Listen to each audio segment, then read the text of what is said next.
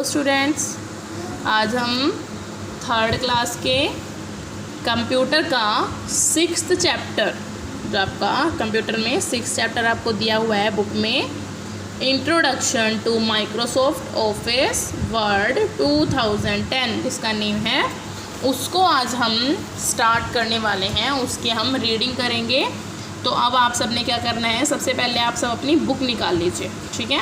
और आपको यहीं पे जैसे मैं आपको बताती जाऊंगी ना, वहाँ से आपको पढ़ते जाना है।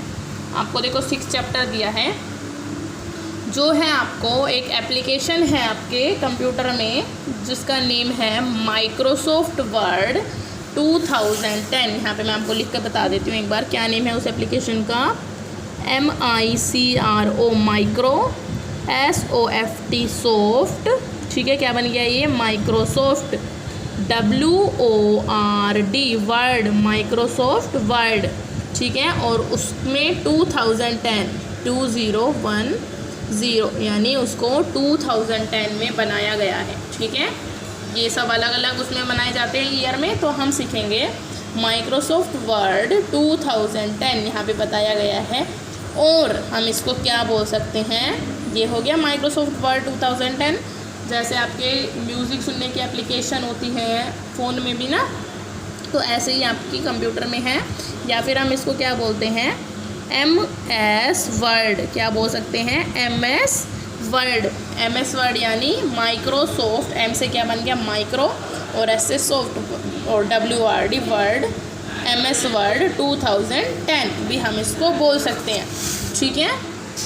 ठीक है, अब देखो Microsoft Office 2010 is one of the most popular application suite having many applications which are used for doing variety of jobs।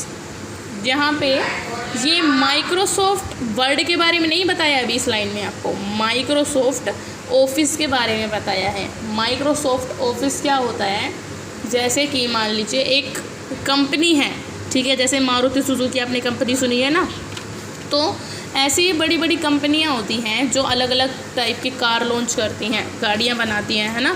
और बहुत सारे टाइप की स्कूटी आपने सुनी है, जो एक्टिवा, आपने एक स्कूटी का नाम सुना होगा, तो वो एक्टिवा की कंपनी है। वो क्या करती है, अलग अलग तरह की स्कूटी बनाती है ना। यानी एक्टिवा के बहुत सारे कलर्स होते हैं, देखा है आपने, वाइट होता है स्कूटी का, red colour, black colour, yellow, golden, ऐसे कलर होते हैं सबके, ठीक है।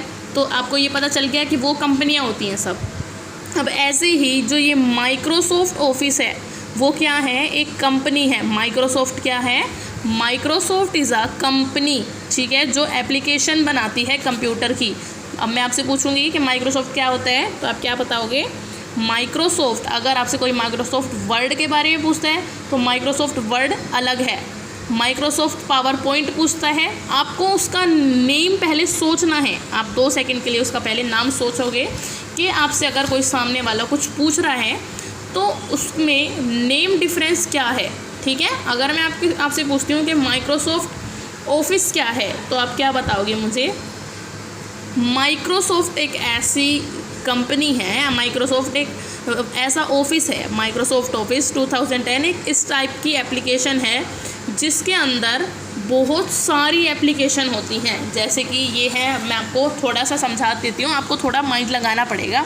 अब जैसे ये माइक्रोसॉफ्ट की कंपनी है, ठीक है, ये क्या हो गई, माइक्रोसॉफ्ट ऑफिस, यानी ये एक कंपनी हो गई, ठीक है। जैसे ये एक कंपनी है, अब उस कंपनी के कुछ पार्ट्स बनाए गए हैं, जैसे कि ये है, ठीक है। ये मैं कुछ पार्ट्स बता देती हूँ। जैसे आपको दे दिया मैंने सबसे पहले माइक्रोसॉफ्ट, यहाँ देखो MICROSOFT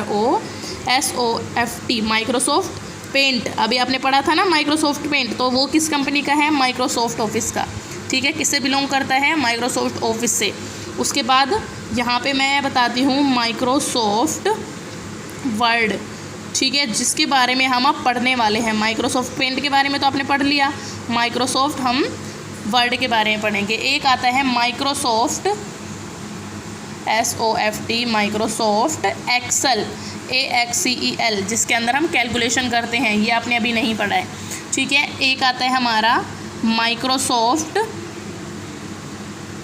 power point, POWER, power POINT, ठीक है। तो इस टाइप से माइक्रोसॉफ्ट ऑफिस ने ये अलग अलग चीज़ें बनाई हुई हैं, ये अलग अलग कंपनी है, इसके और भी एप्लीकेशन है बहुत सारी, ठीक है। बट मैं आपको अभी ये जो मेन है आपको बताई जाएंगी, उनके बारे में बस आपको बता रही हूँ, ठीक है। अब माइक्रोसॉफ्ट पेंट तो आप पढ़ चुके हो, माइक्रोसॉफ्ट पेंट का काम अलग है ना, और माइक्रोसॉफ्ट वर्ड का काम अब अलग होगा।